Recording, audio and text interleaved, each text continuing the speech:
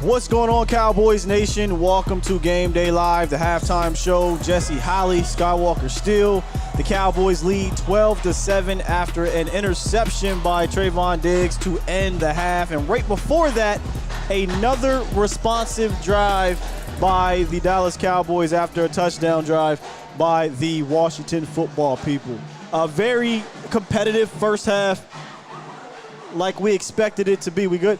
A very competitive first half like we expected it to be here as the Washington football people came out, showed some fight with that touchdown drive, but the Cowboys responded. Let me say this before I let you go here. This is the second time in a row the Cowboys responded after an opposing team scored, and that's something we wanted to see because it got real shaky, even on that touchdown drive. Played with some fire, but we put that thing out, Jesse, and the Cowboys eventually punch it in off of a rush, a scramble, and they find Michael Gallup. Welcome back, Michael Gallup, for a touchdown in the back of the end zone. Yeah, you know, the thing about this game, in which I am happy that they're winning at the half, but I'm not this isn't a comfortable lead. Oh, no, it's not. No, not at all.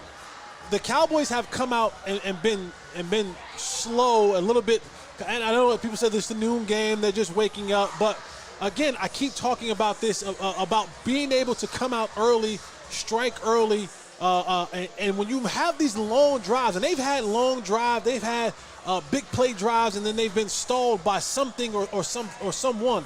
The one thing I will say about this game plan they've instituted today by Kellen Moore, I'm not a fan of it. No. You now put your quarterback, Cooper Rush, who's 9 for 16 for 127, on that drive is what did it. And you did it, and you've put him in these situations where they've run a ton more 11 personnel. I get it. You got Michael Gallup back. Noah Brown's been playing well, and of course CeeDee Lamb. But what you do when you have to go 11 personnel is you now have one-on-one, 5-on-5 blocks up front. And the last thing I want to do is allow guys like Payne, like Allen, to start now winning some of these one-on-one matchups. And they've been close. They've sacked him one time. He got away, threw the ball on the ground another time. I mean, so they're getting close because those are good players. Go back to having the 2 tight end sets. Go back to blocking that thing up, running the ball on the edges more efficiently, effectively. Wear those guys out. Don't give them an opportunity to start feeling themselves, getting some juice, getting some energy, because you're close to doing it. And thank goodness there was an illegal contact on that one. Yeah. Because that was a horrible throw.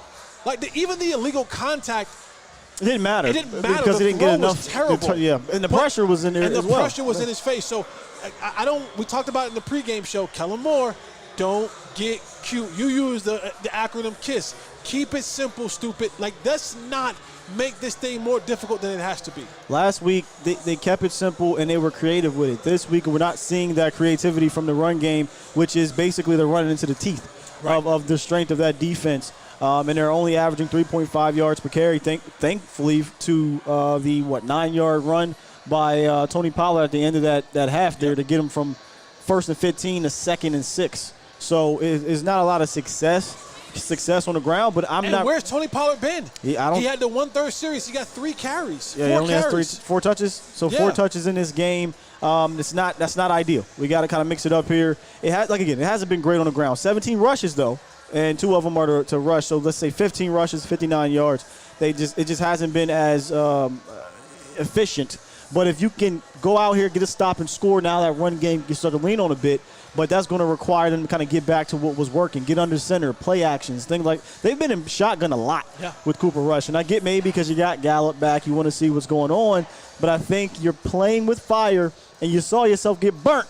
But you got lucky there with that holding penalty by Washington, but I don't want this to turn into that type of game. Yeah. We don't need it to turn into that type of game. Your defense is playing well. They gave up there's 1 of the 2 touchdowns I figured would happen, but that's what happens when you're 1 for 5 at that point in time on 3rd downs. Yes. Now, they've been much better on 3rd downs in that final drive. They went 4 for 4. Now they're at 5 for 9 on 3rd downs because of that series.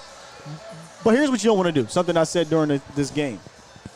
You don't want to put this much pressure on your defense. Yep. You are asking your defense to go out there and pitch a shutout. Not necessarily from a scoreboard, but play perfect. Perfect. When you do that. So the offense needs to just do enough and I know I didn't have them scoring a lot of points, but I'm only asking for another 12. I said 24-7. If they go out and get another 12, I do think they can win this game, but you can't play with fire. Got to get back to what was working. And this is what I don't understand, Jesse. We do these things at work in 1 week, and then we don't see them again. Yeah. And I don't understand that. Do what works. We talked about consistency from from CeeDee Lamb, and from Kellen Moore. It's being able to be consistent in what you do. Just because you get weapons back, that doesn't mean you have to change your philosophy, especially with your backup quarterback. Stick to the things that worked for him. I know you're trying to institute Michael Gallup into this mix. Hey, his plays have to come. You can sparingly go 11 personnel, but I saw far too much 11 personnel in this football game, and it's again, to your point, playing with fire, because those guys up front, those names we talking about, they have been winning. They've been winning against Peters. They've been winning against Fournier. Martin. They've been winning against McGovern.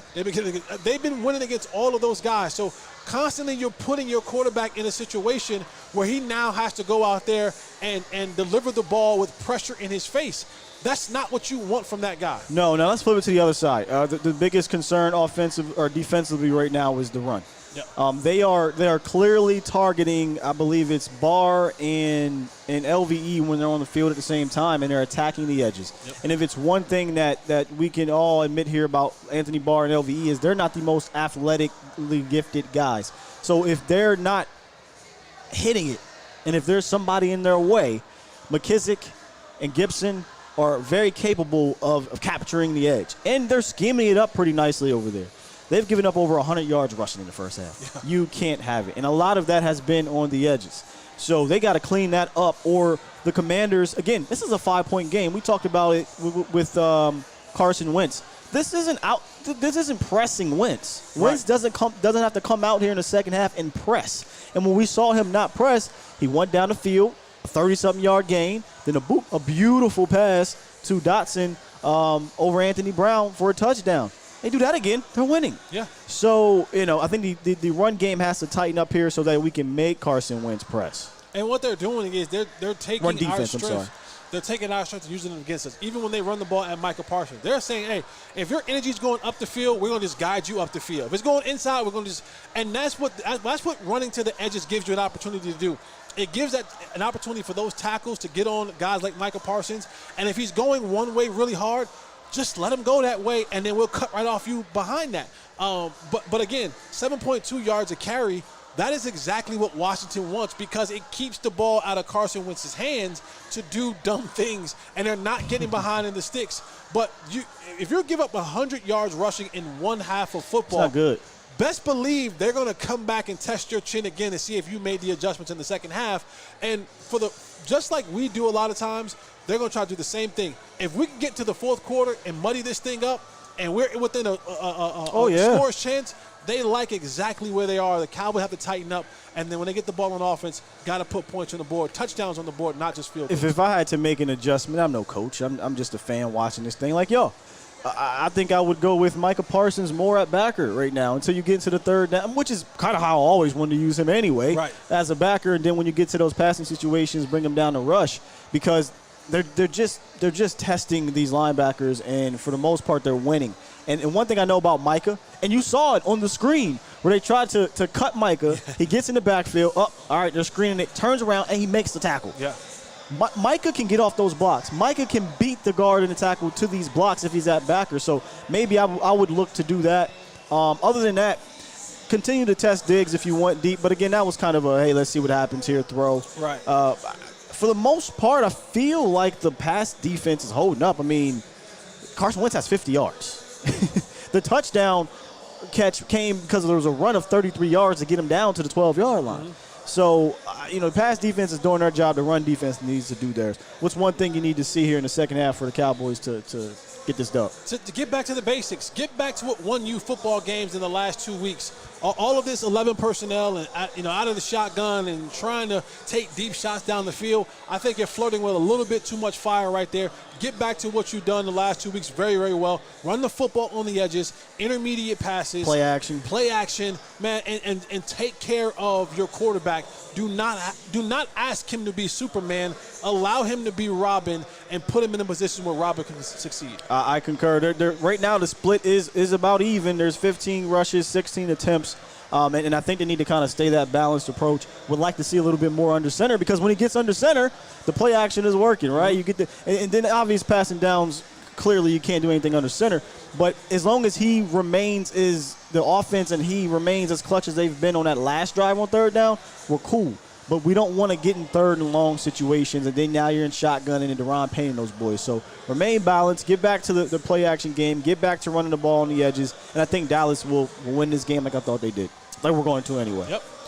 All right, Cowboys Nation, second half is about to begin. Make sure y'all tap back in with us in the post-game show, and we'll have some analysis for y'all. Appreciate you. You out here. Peace.